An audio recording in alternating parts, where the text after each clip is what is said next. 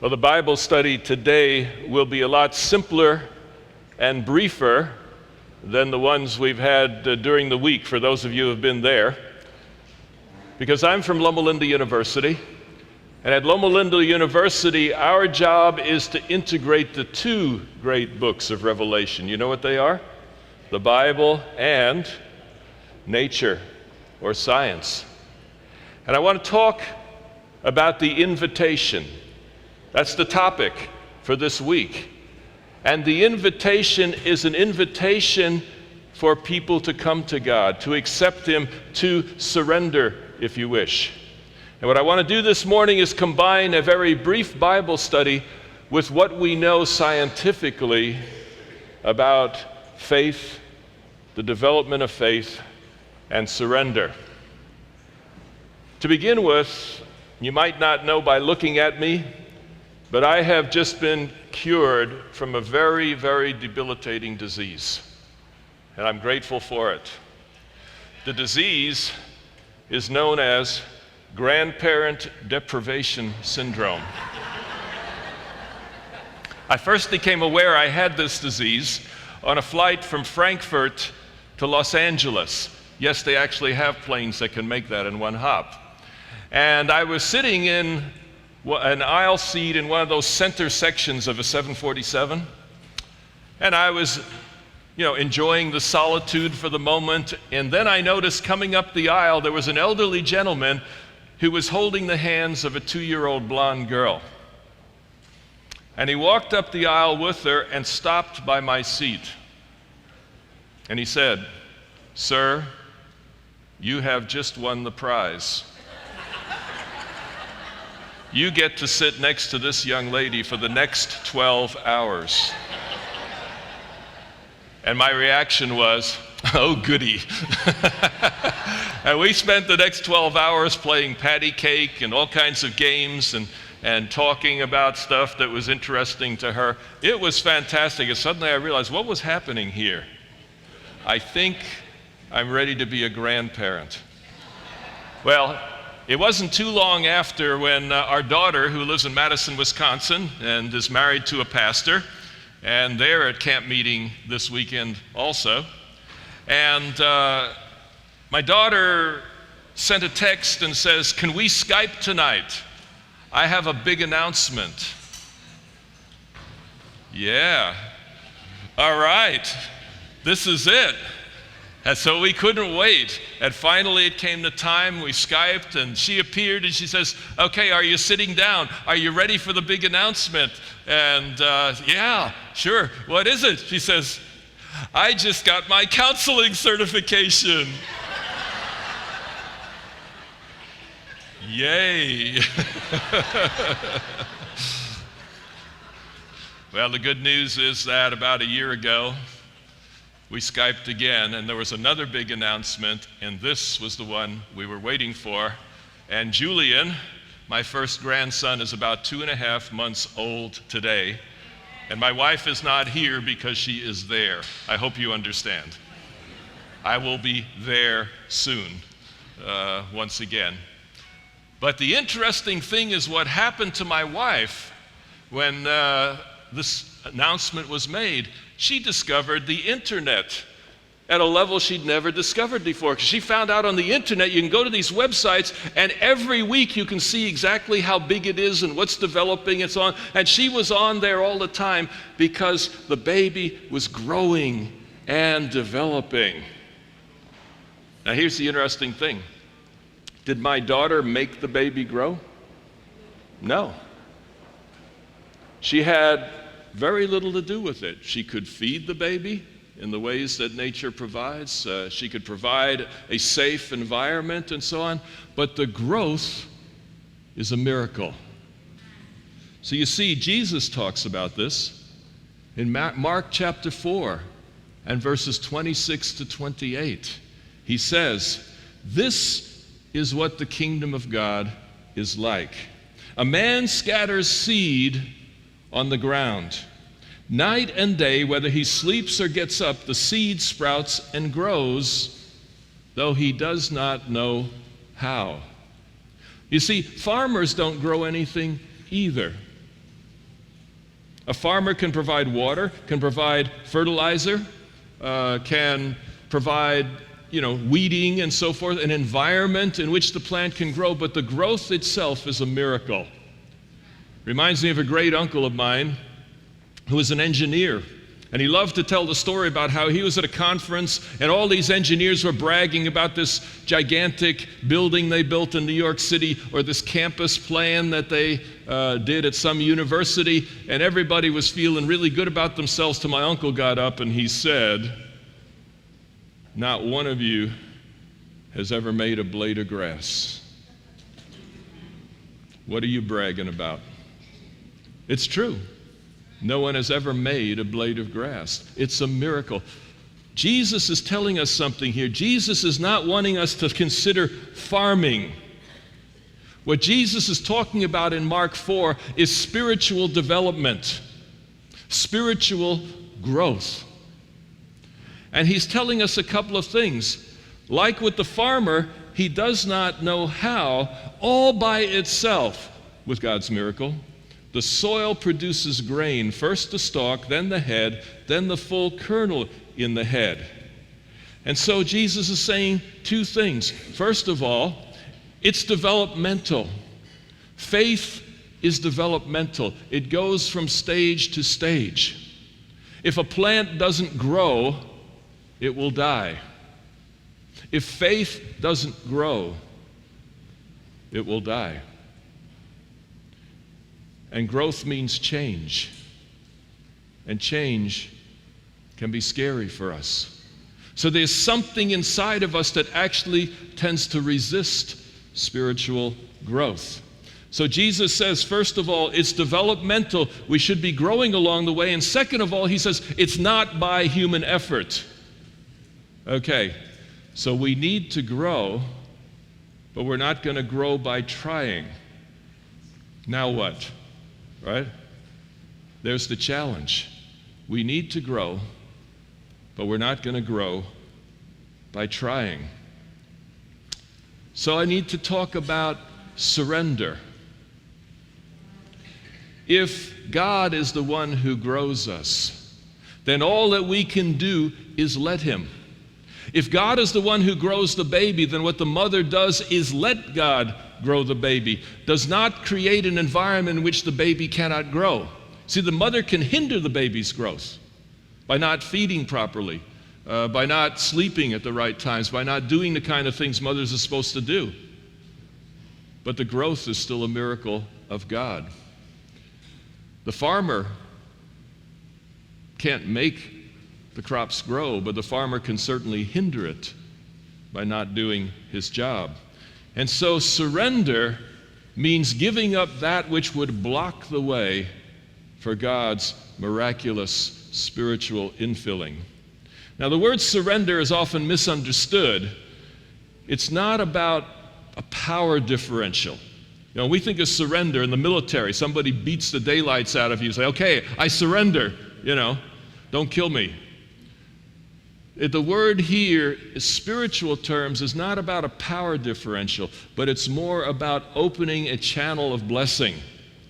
About 3-4 months ago, when I first began thinking on these things, we were in the island of Hawaii, the big one, the one that has the volcanoes.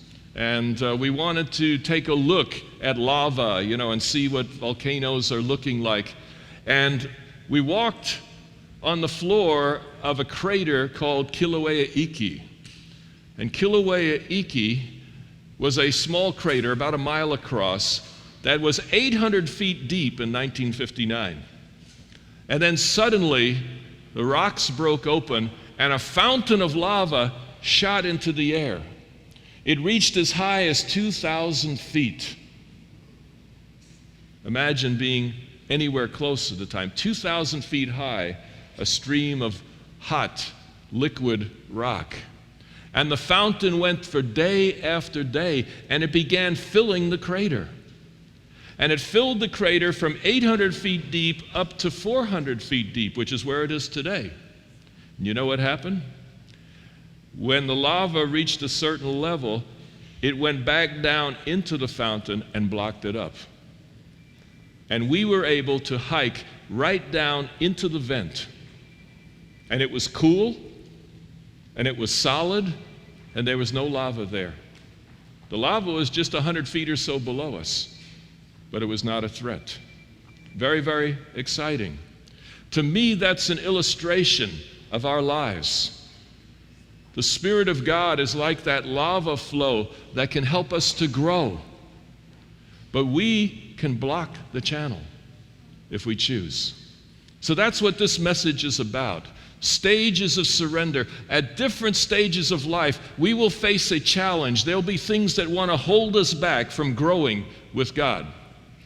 And there are ways that we can surrender to God and open ourselves to God's leading and God's spiritual growth. So let's talk about these. I suggest that there are 8 stages of surrender in our lives. Each of them builds on the preceding one. So at different stages of life, you'll be confronted by different challenges to surrender. God is calling you to surrender this morning to His invitation. But that invitation may come differently to you than to the person next to you. So knowing a little bit about the stages of faith and the stages of surrender can be helpful. The first initial surrender comes when you're not a Christian at all. It comes with the initial call of the gospel. And the gospel, according to Paul, is 2 things. It's the death and the resurrection of Jesus. So Christ's death and resurrection is the gospel. But how does that affect me? Because on the cross, God gave 2 messages to the human race. The first message was in the death of Christ. And that's a message about the human condition. In ourselves, we can never be acceptable to God. In ourselves, we are rebellious. In ourselves, we do not allow God in any way. The human condition is hopeless. It is even worthless. But the resurrection of Jesus made a second statement about the human race, and that is that God accepts us in Jesus Christ. The gospel is 2 messages. The genuine human condition of lostness, and is also the message of our acceptance in Jesus Christ. In order to receive the gospel, you need to surrender to both of those truths. And here's the interesting thing. Some of us don't want to surrender to the truth about the human condition. We like to say, I'm not so bad. You ever hear anyone say that? Have you ever said it? Oh, I'm not so bad. Why would I need somebody to die for me? You know? On the other hand, there are people who are relatively successful in life and they say, you mean it's only because of what he's done? I have nothing to do with it. And they resist that. They say, no, I need to have a part in this. I've never succeeded at anything that I haven't done myself. And so there's a double challenge in the gospel. One is the challenge of accepting the truth about the human condition. And we call that confession and repentance. And the other is the challenge of accepting that you can't do anything about it, that it is something that God does from outside of you. So the initial surrender is related to the call of the gospel. The second surrender comes in relation to the first stage of faith, which we call the romance stage, or I like to call it that. That's when you first get acquainted with God, when you become in relationship with God, and it is such a joyful period. You may remember your initial walk with God. It was like a romance. You were in love with God. You couldn't help talking about Him everywhere you went. It was like having a new lease on life. Not necessarily rational, but you knew that there was a God. You knew that He was in your life, and you had a childlike openness and trust. Jesus says, unless you become as a little child, you cannot enter the kingdom of heaven. He didn't say stay as a little child. He says the condition for entrance is a childlike openness and trust in God. You come to the place where I believe there is a God, and I believe He wants to be in my life. So the first stage is a very delightful stage, but it does have its perils. And the challenges of this first stage are, first of all, a sense of unworthiness. You don't really know much at this stage. You know that there is a God, you're in love with God, but you don't know that much about Him. You don't know that much about the Bible. And compared to all the Christians around, you may feel unworthy. And that unworthiness can block up the way. On the other hand, many people become comfortable with ignorance. Well, I know God, that's all that matters. And so God calls us to surrender, on the one hand, that sense of unworthiness, because that's denying the gospel again. Yes, you are unworthy in and of yourself, but you're not unworthy in Jesus Christ. And so the sense of unworthiness that we may feel is something to be surrendered to the truth of the gospel, to the truth of what Jesus Christ has done for you. On the other hand, more difficult perhaps, is surrendering the comfort zone. Every Christian is tempted at various stages of the journey to say, I like where I am. I'm comfortable. I'd like to stay here. This is a good place for me. And so God calls us often to surrender our comfort zone. Because when we're comfortable, we don't need to grow, we don't want to grow.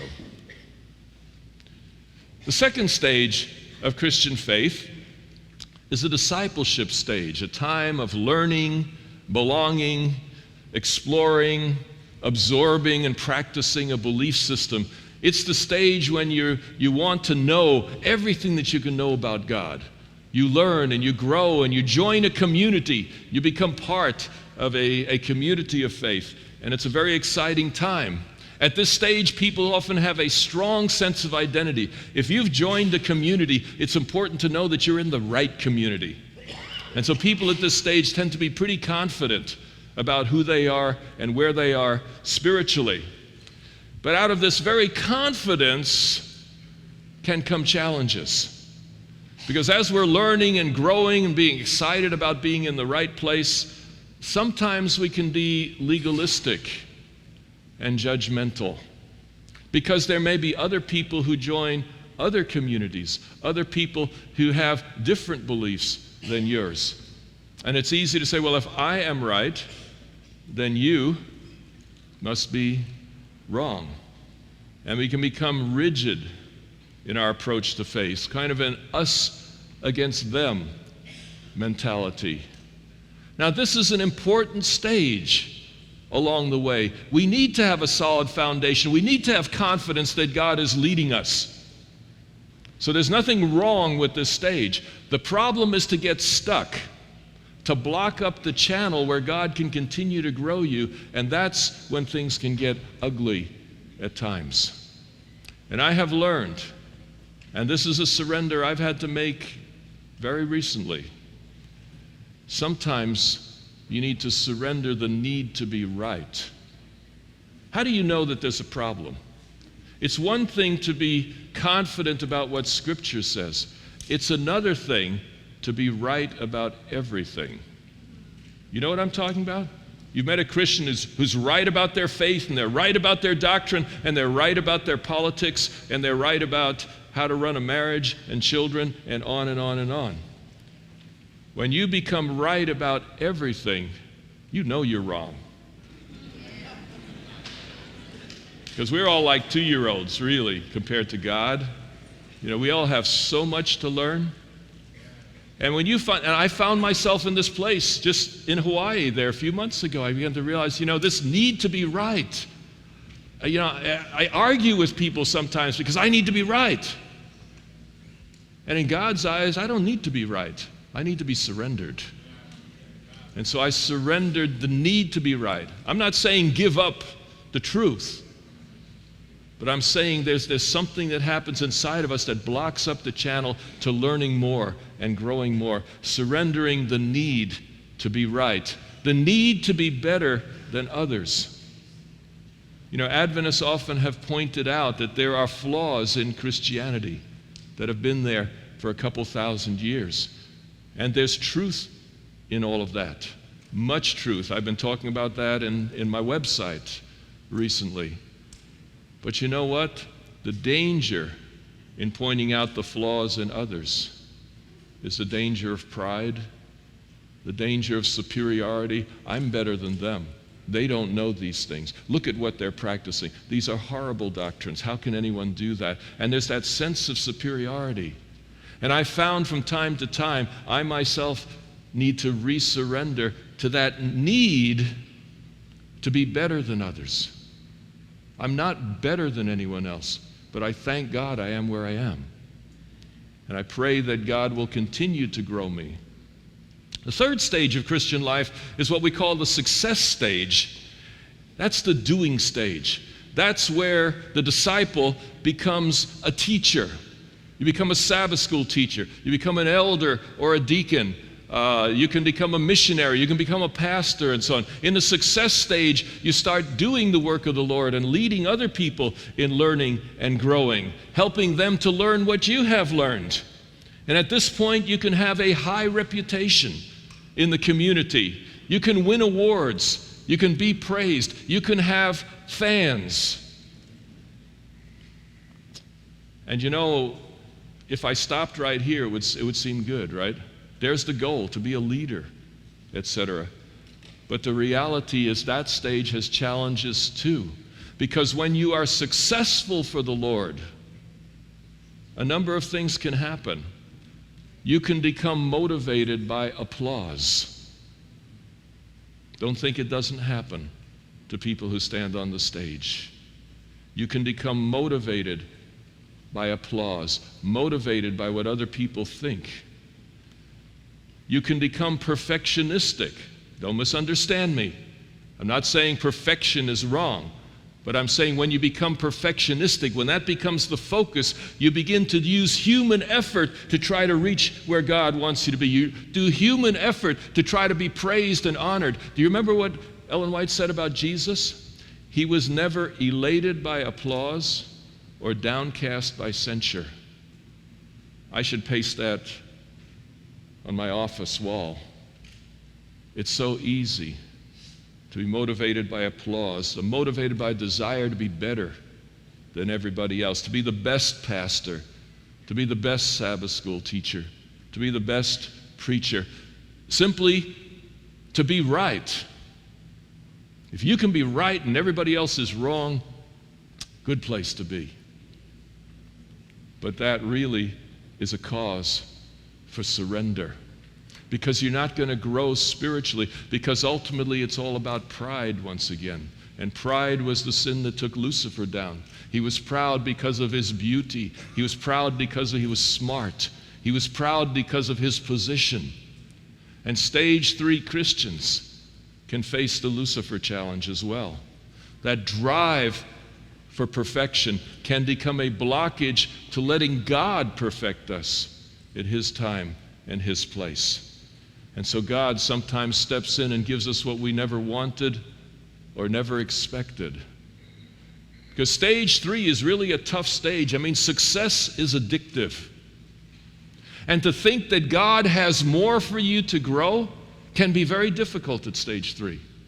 You may feel confident that you are where you need to be, that everything's going just fine.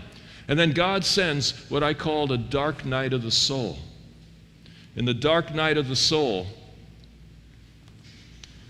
you go through a personal crisis. You can begin to doubt everything that you've ever believed. All the certainties that fueled you up to that point, everything that has meant something to you can be questioned at this time. But this is not the kind of doubt that destroys people. This is a God-directed uncertainty. Because God is calling you to something deeper. He's causing you to doubt your success, to question whether you were really doing it for Him. And I think you find in the dark night of the soul often that you are not serving God's purpose, you are serving your purpose, the church's purpose, the family's purpose.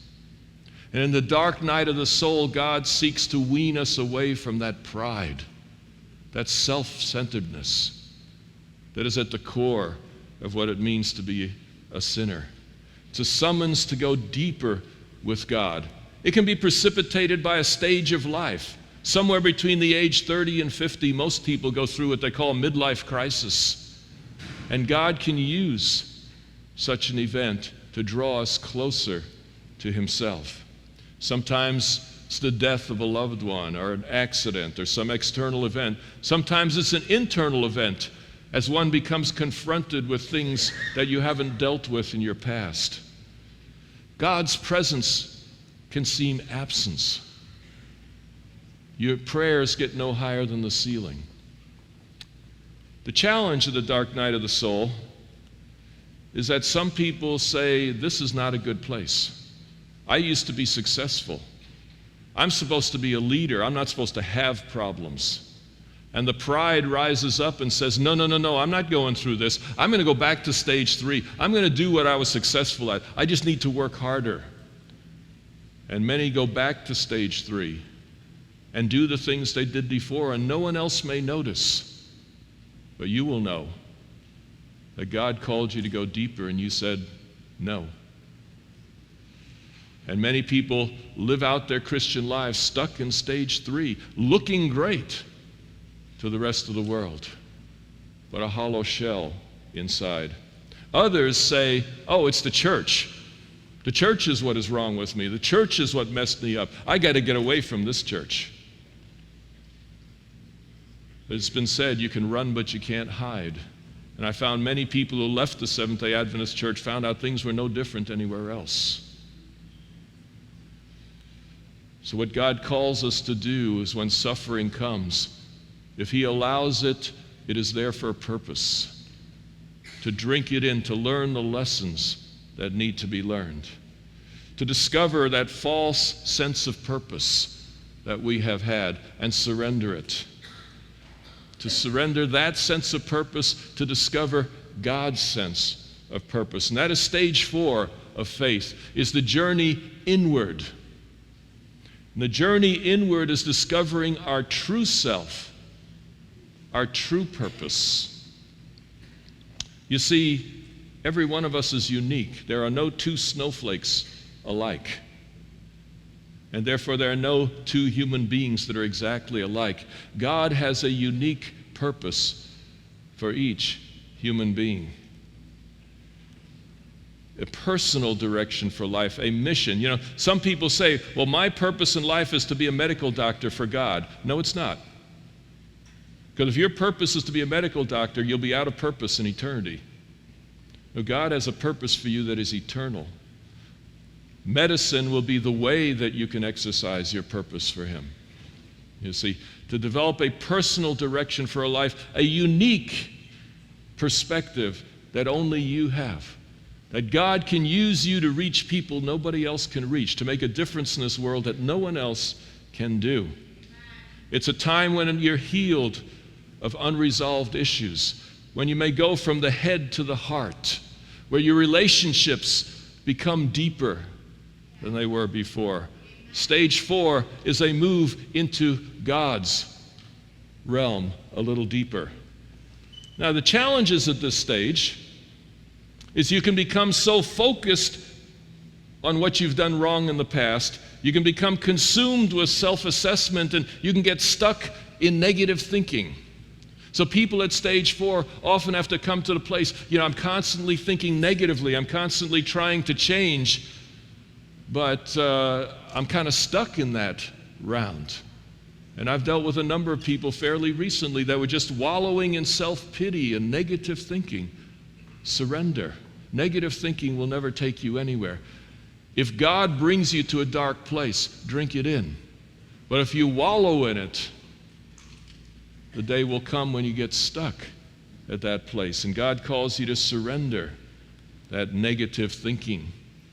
Surrender the need to be constantly on the dark side of life. That hidden pride. You know what hidden pride is? It's the dark side of obvious pride. That's dark too. But obvious pride is, I am the greatest, right? You know what negative pride is? Hidden pride? Everybody's against me. Nothing ever goes right.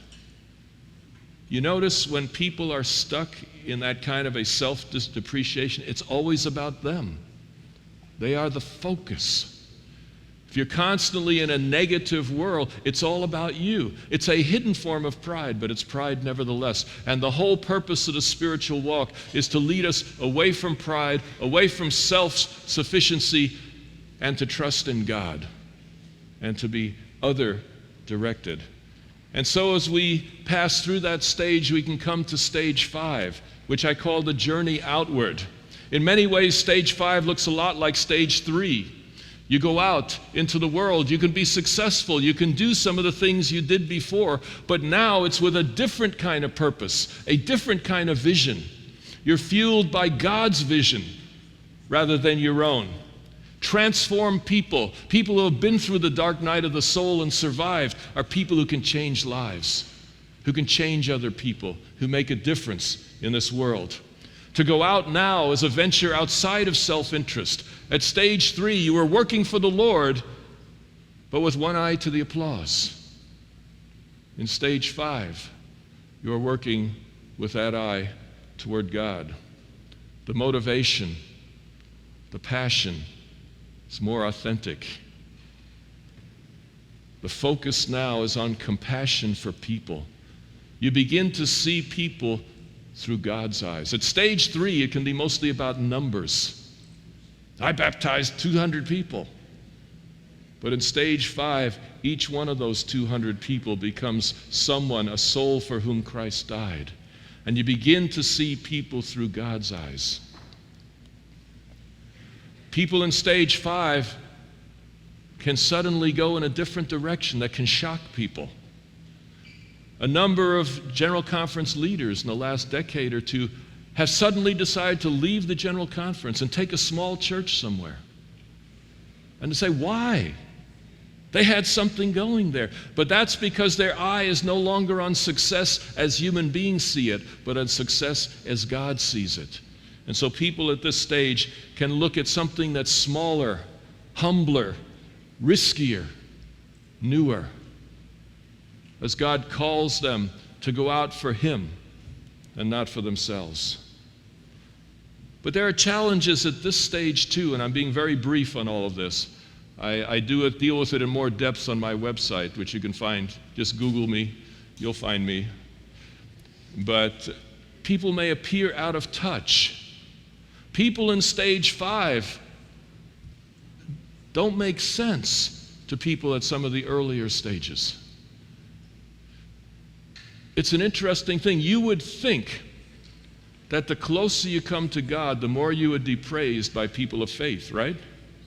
You would think so, but that's not the case. Who are the people they crucify? People like Jesus. The closer you come to God, the more out of touch you are, even in the church. Have you ever wondered, perhaps, the closer I come to God, the less I seem to be in sync with some of the people around me in the church? I just want you to know, if you're truly walking with God, that's normal. That simply is the way things are. People at stage 5 can seem careless about the faith. They're not into the picky details like they used to be. They are with God all the time, so they don't need necessarily to have a devotional hour every morning. People look at that and say, hey, they're not spiritual anymore. No, if you're walking with God, you're with God. You don't need tools and special strategies to reach Him. You have a walk with God. He's with you all the time. You find that when your brain is in neutral, it always defaults to a spiritual song or a text. But you know, people at stage 5 need to surrender too, because it's painful to be rejected by people of faith, especially when you're walking with God. And one of the things I think people at stage 5 have to be aware of is the fear of what other people think. God really hit me with that in Hawaii. That whole weekend, I was in turmoil over a situation that was developing back at Loma Linda. My stomach was churning, and I was in deep distress. And as I was preparing this theme, God hit me and said, you know, the whole problem is you're worried about what other people think. And when I analyzed the situation, I realized that's what it was all about. I didn't need to be going through all this stress, but I was worried about what other people think. And so in stage 5 comes what nobody wanted and nobody expected, dark night of the soul 2. When we come to realize that the development with God is not going to make us popular in this world, is not going to make us more beloved, is not going to win friends and influence people. To truly walk with God is often to walk alone in this world. It happened to Jesus in Gethsemane. Even his closest disciples couldn't understand what he was going through, and they just simply fell asleep. Most of them forsook him and fled. I think of Abraham's sacrifice, Job's afflictions, Jesus in Gethsemane, that second dark night of the soul. But for those who grab hold of God during this dark time, they can move into stage 6, which is the life of love. And the life of love is where you love everyone without conditions. No hatred, no animosity. It's Sermon on the Mount kind of Christianity. Somebody can smack you in the face and there's no reaction. If you're not there, don't worry about it. God will grow you as you allow him. You don't get to stage 6 by deciding to this morning. That's a lifelong walk with God, is all that can bring one to the stage where you love everybody unconditionally. And you would think to be compassionate even under extreme hardship, to bless when other people curse, to pray for people who despitefully use you. You would think that with God's love flowing through you to the other people, you would be the most popular person on earth. But it's not true. Scott Peck once said, if you're one stage ahead of other people, they will praise you. If you're 2 stages ahead, they'll be perplexed by you. If you're 3 stages ahead, they will kill you. That's why Jesus was crucified. The Romans thought, and the Jews thought he was evil. Don't you wish I had stopped at stage 3? I wish I could, except I know that this is true. The path of life is a path to God, and the path to God comes through leaving aside of self, to no longer be self-motivated, self-obsessed, self-concerned. To burn pride out of the life can take many dark nights of the soul. It is so deeply ingrained. But the life of love is also a life of forgiveness, and with forgiveness comes freedom from all of the tough things that happened to you in the past. Freedom from anxiety, inner peace. How do you know you're at stage 3? You're busy for God and it stresses the daylights out of you. How do you know you're at stage 5? You're busy, just as busy for God, and you're at peace inside. Because it's for God. It's not about what anyone else thinks. Yet there's a challenge even at stage 6.